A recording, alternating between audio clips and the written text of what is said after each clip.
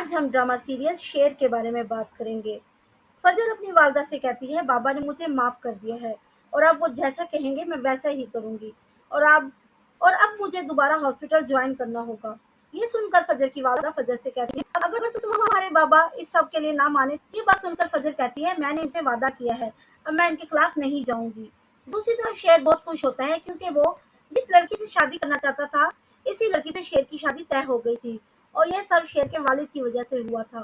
پھر شیر کے والد اپنے چھوٹے بھائی بدر کو بلاتے ہیں اور کہتے ہیں کہ شیر کو فہد پر بہت غصہ ہے کیونکہ اس نے کمپنی کی ایک بہت بڑی رقم غبن کی ہے، اس لیے بہتر یہی ہوگا کہ تم فہد سے کہو کہ کچھ دن آفس نہ آئے۔ یہ سن کر بدر بہت پریشان ہو جاتا ہے اور اپنے بیٹوں سے کہتا ہے کہ شیر نے ہر بات بھائی صاحب کو بتا دی ہے، یہ تو اچھا ہوا کہ بھائی صاحب کو رشتوں کی قدر ہے، ورنہ یہاں اگر شیر ہوتا تو ہمیں کب سے کمپنی اور گھر سے نکال چکا ہوتا۔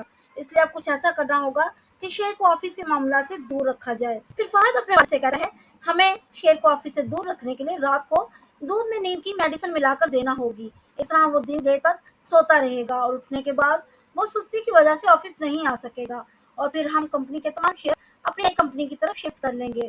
اسی لیے فہد گھر کے ملازم کو میڈیسن دیتا ہے اور ہدایت کرتا ہے کہ یہ میڈیسن روز شیر کو دودھ میں ڈال کر دینی ہے۔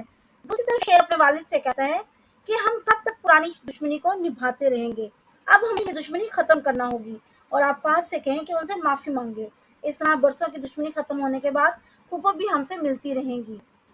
پھر یہ تمام شیر کی زندگی ہوتے ہیں اگر دونوں خاندانوں کی صلح ہو گئی تو اس طرح جائیداد میں ایک اور حصے دار کا اضافہ ہو جائے گا اور ہمیں پھر جائیداد سے کیا ملے گا۔ اسی لیے تمہیں کچھ ایسا کرنا ہوگا کہ ان دونوں خاندانوں کے درمیان حالات مزید بگڑ جائیں۔ اگر یہ ویڈیو پسند آئے چینل کو سبسکرائب اور ویڈیو کو لائک اینڈ شیئر کرنا مت بھولیے گا۔ شکریہ۔